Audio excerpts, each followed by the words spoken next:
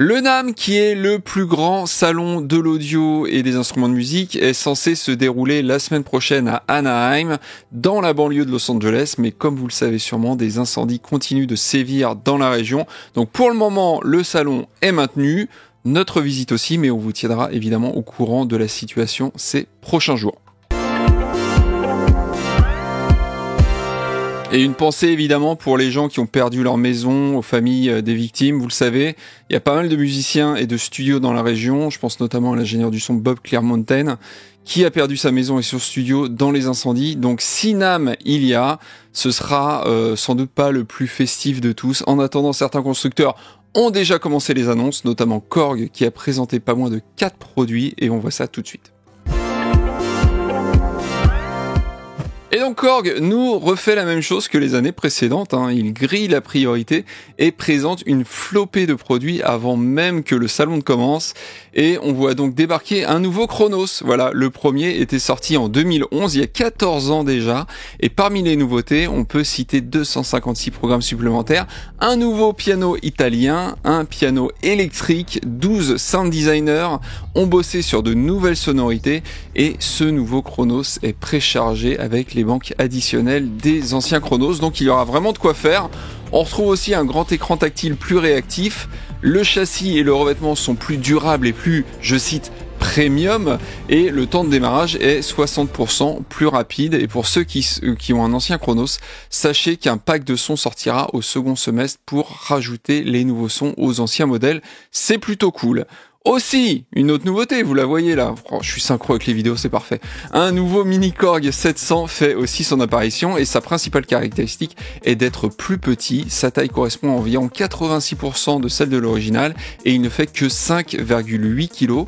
C'est encore plus un clavier secondaire idéal, notamment avec sa nouvelle Reverb Ressort, son joystick pour la modulation et le pitch bend, l'aftertouch de son clavier, l'arpégiateur, le port USB, l'entrée MIDI et CV Gate, et cerise sur le LFO, on peut aussi sauver ses réglages. Ils n'ont pas fait que rétrécir le synthé original, et ça c'est cool. Le prix d'ailleurs est de 1300. Attendez, je fais une petite pause, le prix, non, je vais pas faire de pause. Le prix, regardez, il est de 1399 € chez notre partenaire Thomann, avec le lien dans la description évidemment, n'hésitez pas à cliquer dessus.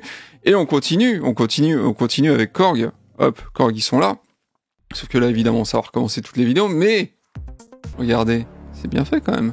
On termine donc les news de Korg avec une double news, oui, qui concerne le multi-poly, dont le test est disponible sur Audiofanzine, je le rappelle, le test au complet, et donc a été présenté une version module, donc sans clavier, au format rack, pour gagner de la place. Et Korg rappelle que c'est le compagnon idéal pour leur clavier Keystage, car il est compatible MIDI 2.0, voilà, et Aftertouch polyphonique. Mais il est aussi compatible avec le nouveau plugin natif Multipoly, c'est ça la deuxième news, qui est tout simplement une version logicielle du synthé, compatible VST3, AAX, Audio Unit pour Windows et macOS.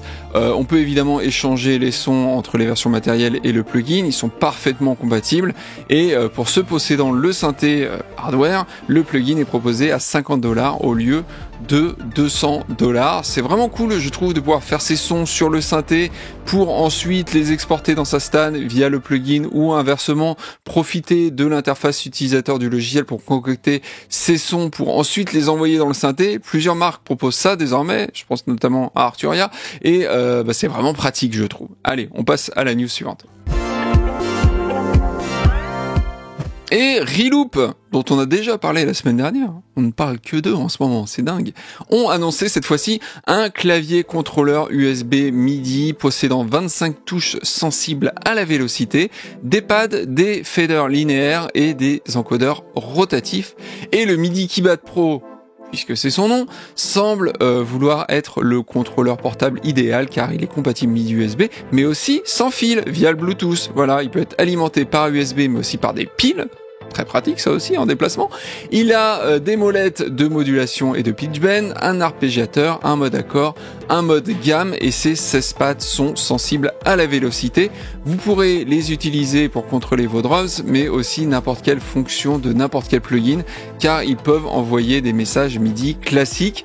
On a aussi une partie faite pour contrôler sa stan avec des boutons de transport, 8 groupes de faders et encodeurs pour les pistes, et même s'il est compatible avec la majorité des stans, on sent une certaine accointance avec Bitwig, dont une version allégée fait d'ailleurs partie du bundle.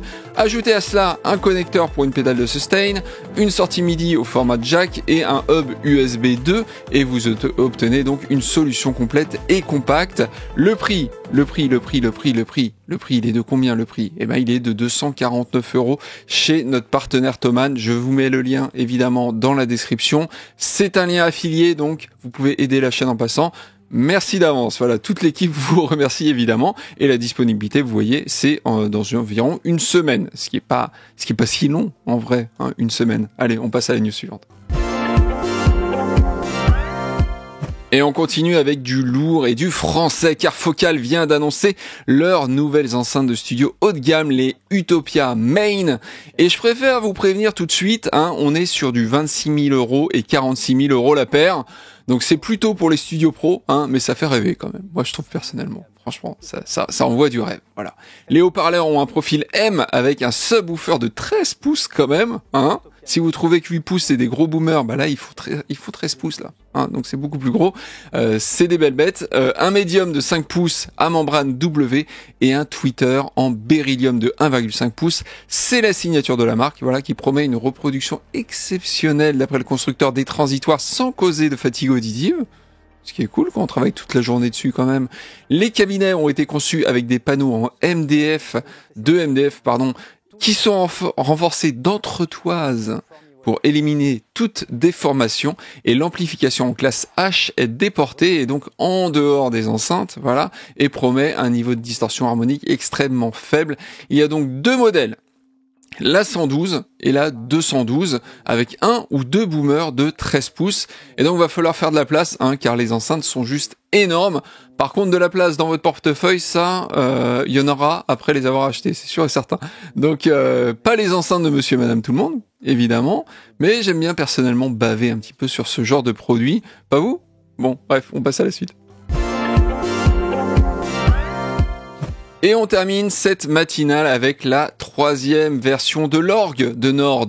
L'orgue de Nord, c'est sympa à dire ça. Le Organe 3 donc, et il profite d'un moteur amélioré avec des effets de modulation supplémentaires et une nouvelle émulation de haut-parleurs rotatifs, la fameuse cabine Leslie, avec plusieurs options de placement de micro, 3 types de saturation et des paramètres supplémentaires. On a un nouvel affichage OLED, un clavier à triple capteur, une modélisation d'orgue B3 améliorée, un effet chorus vibrato amélioré lui aussi, de meilleures modélisations d'orgue Farfisa et Vox. C'est super ces orgues, j'adore. 2 émulations distinctes d'orgue à tuyaux et de nouveaux sons de basse synthétique. Côté effet, on a une nouvelle reverb ressort, des nouveaux modes pour le délai et des nouveaux effets de modulation avec un phaser, un trémolo, un remodulator et un flanger. On termine avec un égaliseur avec médium semi-paramétrique et un prix. Un prix, c'est quoi le prix? Vous le voulez le prix? Bah il est là le prix, voilà. Il est de 3 799 € chez Thomann. Le lien est dans la description et la disponibilité annoncée est de plusieurs mois. Voilà, va falloir être un petit peu patient, mais ça vous laissera le temps d'économiser comme ça, hein, parce que c'est une somme quand même, mais bon, on le sait, hein, Clavia, c'est pas toujours donné, mais en tout cas ça a l'air d'être une belle bête, assez énorme. Donc voilà, c'est terminé pour cette matinale. Je voulais aussi vous prévenir qu'Arnaud, alias Lostenios, a eu un souci de santé pendant les fêtes. Je l'avais annoncé pendant le stream de la semaine dernière, mais tout le monde n'est pas sur le stream, évidemment. Donc je le redis ici, c'est la raison pour laquelle vous n'allez pas voir de vidéo de lui au mois de janvier, mais rassurez-vous, il va bien, il se repose, il reviendra encore plus fort, c'est certain. Pour finir sur une bonne note aussi, hein, quand même, on a un petit cadeau pour vous. On vous offre 30% sur presque tout le catalogue des plugins Pulsar.